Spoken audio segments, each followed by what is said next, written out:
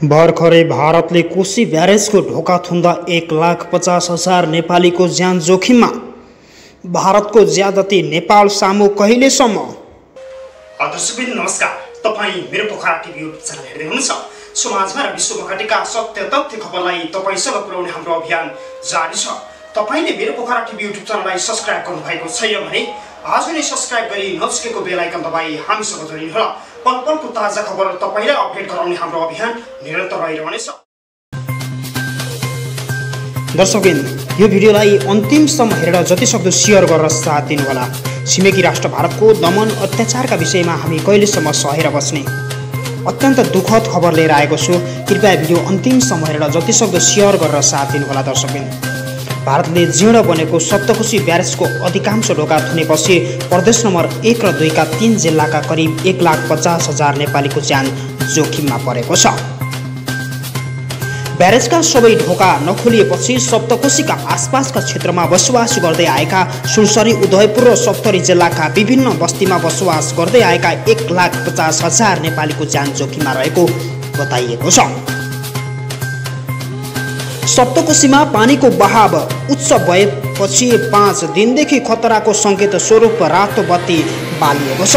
सप्तकोशीमा सोमबार पानीको बहाव प्रति सेकेन्ड 1,89,235 क्युसेक रहेको ब्यारेजका 37 ढोका खोलिएको सुनसरीका प्रमुख एसपी कमल थापाले बताएका छन्। पानीको बहाव बढ्दो क्रममा रहेको र भारतको नियन्त्रणमा रहेको सप्तकोशी ब्यारेजका सबै ढोका नखोलिएपछि कोशी प्रभावित क्षेत्रका बासिन्दालाई त्रासपूर्ण जीवन बिताउन बाध्य भएका छन्। 56 ढोका रहेको कोशी ब्यारेजको भारतले पानीको बहाव उच्च हुँदासम्म 15 देखि 35 वटा मात्र ढोका खोल्ने गरेको छ। हप्ता 3 देखि कोशी ब्यारेजमा पानीको बहाव बढिरहेको पनि सबै ढोका नखोलिएका कारण कोशीका आसपासका क्षेत्रमा बसोबास गर्ने लाखौं सर्वसाधारणको जीवन त्रासमा बित्ने गरेको सुनसरीका प्रकाश कापुर 71 वर्षीय अडिमर्दन राउतले गुनासो गर्नुभएको छ। दर्शकबिन, यो छिमेकी राष्ट्र भारतको ज्यादती कहिलेसम्म र कहाँसम्म? यतिसम्म ज्यादती गरेको छ नेपाल सामु। तपाईँ भिडियो अन्तिमसम्म हेरेर जतिसक्दो शेयर गरेर साथ दिनुहुनेछ भन्ने हामी पूर्ण विश्वास छ।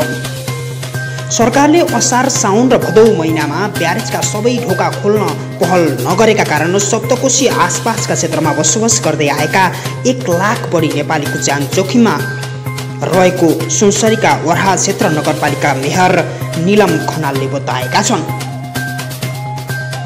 उनले भारतको हेपाहा प्रवृत्ति र नेपाल सरकारको व्यवस्थाका कारण कोशी प्रभावित क्षेत्रका बासिन्दाहरूको ज्यान जोखिममा रहेको स्पष्ट पारेका छन्। नेपाल सरकारको व्यवस्थाले गर्दा नै नेपालमा विभिन्न धनजनको क्षति भइरहेको उहाँले बताउनु भएको छ। वर्षाको समयमा सप्तकोशी नदीका सबै ढोका खोल्न केन्द्र सरकार मार्फत अनुरोध गर्दा समेत व्यवस्था गरिएको बताइएको छ। सप्तकोशी नदीमा वर्षेनी बाढीले सयौं खेतीयोग्य जमिन र मानव बस्तीमा कटान गर्दै हजारौं सर्वसाधारण घरविहीन हुनु परेको मेयर खनालको भनाइ छ। दर्शकबिन, तपाईँ देखिरहनु भएको छ यो दृश्यमा एकदम कहाली लाग्दो र डर लाग्दो दृश्य तपाईँहरू माझ देखाइरहेका छौँ। दर्शकबिन, यस्तो विडम्बना नेपालीलाई पर्दा किन सरकार चुप बसिरहेको छ त? किन सरकारले यतातिरको ध्यान लैरहेको छैन? सुनसरीका बरहा क्षेत्र नगरपालिकाका केसी गाउँपालिकाका उदयपुरका र बेलावा गाउँपालिका र सप्तरीको कञ्चना रूप गाउँपालिका लगायतका दर्जनौं बस्ती बढी जोखिममा रहेको बताइएको छ। भारतले कोशी ब्यारेजका सबै ढोका नखोलेका कारण दर्जनौं पटक कोशीले धार परिवर्तन गर्ने र सुनसरीका 5,000 भन्दा बढी सर्वसाधारणको घरखेत बगाई विस्थापित बनाएको मेयर खनालको भनाइ छ। वर्षेनी सप्तकोशीमा आउने बाढीले सुनसरीका चरता र चक्रघट्टी, प्रकाशपुर, मधुवान, हरिपुर र उदयपुरको बेलाका नगरपालिका, सप्तरीका हनुमान नगर लगायतका स्थानमा कटान सुरु गरेको छ। उदयपुरको ब्लक नगरपालिका मेयर दुर्ग थापाले पनि केसी ब्यारेजको र कोशी ब्यारेजको सबै ढोका नखोलेका कारण नगरवासी त्रसित हुनु परेको बताएका छन्। उनले ढोका नखोलेकै कारण कोसीको बाढीले नगरवासी कष्टकर जीवाउन बाध्य भएका बताएका हुन्। प्रकाशापुरका नकुल चन्द्रवासीले भारतले कोसी ब्यारेजका सबै ढोका नखोलेका कारण असार र साउन भदौ महिनाभरि रातभर जागरमा बस्नु परेको पनि गुनासो व्यक्त गर्नुभएको छ। कोसीमा आएको बाढीले यस अगाडि नै 5 बिघा जमिन सहितको घर बगाएर आफू विस्थापित भएकाले त्रासमा तडपिएको जीवन जिउन बाध्य भएको उहाँले गुनासो गर्नुभएको छ। हवाई क्षेत्र पनि ठप्प हुने र किसानका लागि महत्त्वपूर्ण राहत ल्याउनु पर्नेमा पनि सरकारले कुनै गुनासो नदेखाएको बताइएको छ। सप्तकोशीमा ब्यारेज बनाएता 2022 सालदेखि वर्षेनी बाढीले खेतीयोग्य जमिन र मानव बस्ती बगाउन सुरु गरेको प्रकाशपुरका लक्ष्मण गौतमले बताएका छन्।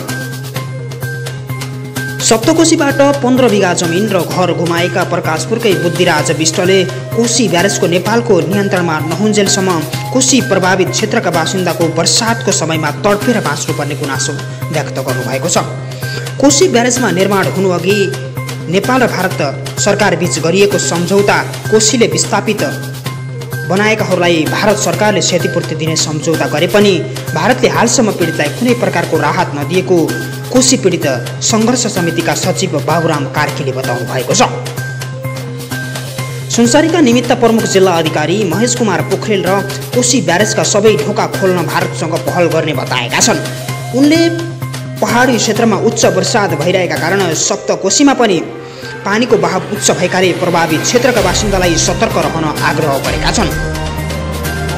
पर्जीय पोखरेलले बाढीको हुने सम्भावित घटनालाई मध्यनजर गर्दै नेपाली सेना, सशस्त्र प्रहरी र नेपाल प्रहरीको उद्धार टोली तयारी अवस्थामा राखिएको जानकारी दिएका छन्। दर्शकबिन, मैले अत्यन्त दुःखद खबर मैले तपाईँमा आज प्रस्तुत गरिरहेको छु। तस्बिर आफै बोल्छ भने चाहिँ मैले तपाईँहरूमा आज तर्फबाट नै तपाईँलाई केही कुरा बुझाउन खोजिरहेको छु।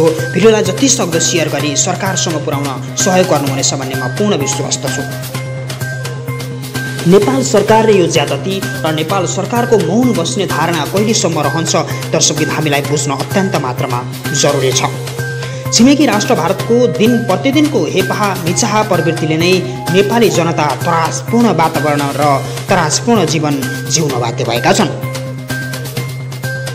सुनसरीको बर्हाल क्षेत्र नगरपालिका, कोशी गाउँपालिका, उदय क्षेत्रको बेलाका नगरपालिका र सप्तरीको कञ्चरपुर नगरपालिकाका दर्जनौं बस्तीहरू उच्च जोखिममा रहेका छन्। सप्तकोशीका सबै ढोका नखोलिनाले उक्त क्षेत्रमा त्यहाँका स्थानीय बासिन्दाहरू त्रासमय वातावरण सिर्जना भएर त्रासमय जिन्दगी जिइरहेको बताइएको छ। भारतले कोशी ब्यारेजका सबै ढोका नखोलेकै कारण दर्जनौं पटक कोशीले धार परिवर्तन गर्दा सुनसरीका 5000 भन्दा बढी सर्वसाधारणको घर खेत बगाई विस्थापित भएको बताइएको छ।